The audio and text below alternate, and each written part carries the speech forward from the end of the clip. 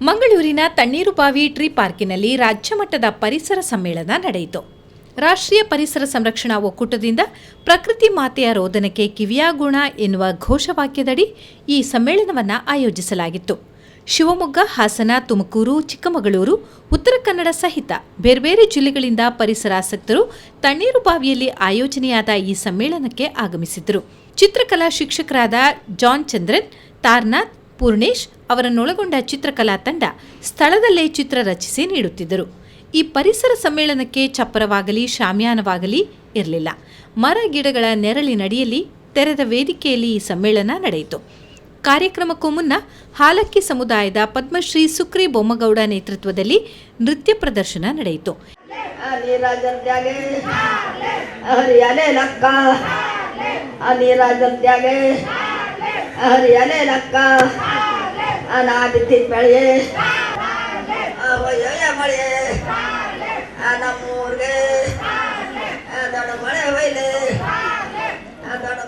ಈ ಸಮ್ಮೇಳನದಲ್ಲಿ ವಿದ್ಯಾರ್ಥಿಗಳೇ ಸ್ವಯಂ ಸೇವಕರು.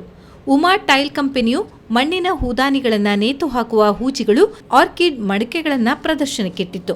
ಪ್ಲಾಸ್ಟಿಕ್ ಬಳಕೆಯಿಂದಾಗುವ ಅನಾಹುತಗಳ ಬಗ್ಗೆ ಅರಿವು ಮೂಡಿಸುವ ಕಾರ್ಯಕ್ರಮವೂ ಇಲ್ಲಿತ್ತು. ಗೋಪಾಡ್ಕರ್ ಅವರ ಸ್ವರೂಪ ಅಧ್ಯಯನ ಕೇಂದ್ರ ವಿಭಿನ್ನ ಚಿತ್ರಕಲಾ ಪ್ರದರ್ಶನವನ್ನು ಹಮ್ಮಿಕೊಂಡಿತ್ತು. ಈ ಸಮ್ಮೇಳನದಲ್ಲಿ ಪರಿಸರ ಪ್ರೇಮಿಗಳೇ ಗಣ್ಯ ವ್ಯಕ್ತಿಗಳಾಗಿದ್ದರು. ಪದ್ಮಶ್ರೀ ಸುಕ್ರಿ ಬೊಮ್ಮಗೌಡ, ಪದ್ಮಶ್ರೀ ತುಳಸಿಗೌಡ, ಡಿಯಾಗೋ ಬಸ್ತ್ಯಾವ್, ಕುತ್ತಾರು ತಿಮ್ಮಕ್ಕ, ಡಾ ರವೀಂದ್ರನಾಥ್ ಶಾನುಭಾಗ್ ಸಹಿತ ಅನೇಕ ಪರಿಸರ ಪ್ರೇಮಿಗಳು ಪಾಲ್ಗೊಂಡು ವಿಚಾರ ಮಂಥನ ನಡೆಸಿದರು.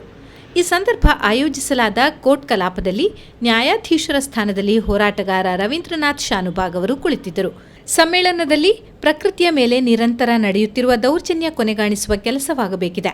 ಸರ್ಕಾರಗಳು ವನ್ಯಜೀವಿ ಸಂರಕ್ಷಣೆ ನಿಟ್ಟಿನಲ್ಲಿ ವಹಿಸಬೇಕಾದ ಜವಾಬ್ದಾರಿ ಮರೆಯಬಾರದೆಂದು ಆಗ್ರಹಿಸಲಾಯಿತು. ಸಮ್ಮೇಳನ ಮಾಡುವ ಅನಿವಾರ್ಯತೆ ಏನುಂಟು ಅಂತ ಹೇಳಿದ್ರೆ, ಎಲ್ಲೋ ಒಂದು ಕಡೆ ನಮ್ಮ ಪಶ್ಚಿಮ ಘಟ್ಟ ಇರ್ಬೋದು, ನಮ್ಮ ಸುತ್ತಮುತ್ತಲ ಪರಿಸರ ಇರ್ಬೋದು, ಒಂದು ಕಡೆ ರಕ್ಷಣೆ ಅಂತ ಹೇಳ್ತಿದ್ದಾರೆ, ಒಂದು ಕಡೆ ಭಕ್ಷಣೆ ಅಂತ ಆಗ್ತಾ ಇದೆ. ಆ ಒಂದು ಕಾರ್ಯಕ್ರಮ ಈ ಸಮ್ಮೇಳನ ಅಂತ ಮಾಡ್ತಾ ಇದ್ದೇವೆ. ಒಂದು ಕಡೆ ಎಲ್ಲೊಂದು ಈ ಮನುಷ್ಯ ಅಂತ ಹೇಳುವವನಿಗೆ ಒಂದು ಅಹಮಿಕೆ ಆರಂಭ ಆಗಿದೆ. ನೇಚರ್ ಎಷ್ಟೇ ಹೋಗಲಿ, ಟೆಕ್ನಾಲಜಿಯಿಂದ ಅಂದರೆ ವಿಜ್ಞಾನ ಮತ್ತು ತಂತ್ರಜ್ಞಾನ ನಾವು ಏನನ್ನು ಸಾಧಿಸ್ಬೋದು ಅಂತ ಒಂದು ಅಹಮಿಕೆ ಇದೆ. ಏನನ್ನು ಸಾಧಿಸ್ಬೋದು. ಇವತ್ತು ಡೆಲ್ಲಿ ಅಂತ, ಮುಂಬೈ ಅಂತ ಮಹಾನಗರ ಚಿತ್ರ ಆದರೂ ಅದನ್ನು ಮತ್ತೆ ಮರು ವ್ಯವಸ್ಥೆ ಮಾಡಿಸುವಂಥ ಟೆಕ್ನಾಲಜಿ ನಮ್ಮಲ್ಲಿದೆ. ಆದರೆ ಒಂದು ನದಿ ಮೂಲ ಅಳಿದು ಹೋದರೆ ಯಾವ ಟೆಕ್ನಾಲಜಿಯಿಂದ ಕೂಡ ಅದನ್ನು ಮರುಸ್ಥಾಪಿಸಕ್ಕೆ ಸಾಧ್ಯ ಇಲ್ಲ. ಇದು ನಾವು ನೆನಪಿಟ್ಟುಕೊಳ್ಳುವಂಥ ವಿಚಾರ. ಈಗಿನ ಮಕ್ಕಳಿಗೆ ಕಟ್ಟಡಗಳಲ್ಲಿ AC ರೂಮ್ನಲ್ಲಿ ಕೂತು ಪಾಠ ಮಾಡುತ್ತಾರೆ ಹೊರತು ಪ್ರಾಕ್ಟಿಕಲ್ ಆಗಿ ಅವರಿಗೆ ಯಾವುದೇ ಮಾಹಿತಿಯೂ ಇಲ್ಲ. ಅದು ಶಾಲೆಯಿಂದ ಪ್ರಾರಂಭವಾಗಿ ಮನೆತನಕ್ಕೆ ಹೋಗಿ ಮನೆಯಲ್ಲಿ ಗಿಡ ನೆಡ್ತಾರೆ. ಅದು ಮಕ್ಕಳಲ್ಲಿ ಒಂದು ಪರಿಸರವನ್ನು ಬೆಳೆಸುವ, ಸಂರಕ್ಷಿಸುವ ಒಂದು ಆಸಕ್ತಿ ಮೂಡಿಸುತ್ತದೆ ಅವರಿಗೆ. ಹೀಗೆ ಪ್ರಾಕ್ಟಿಕಲ್ ಆಗಿ ನಮ್ಮ ಪಠ್ಯ ಪುಸ್ತಕದಲ್ಲಿ ಅಳವಡಿಸಬೇಕು.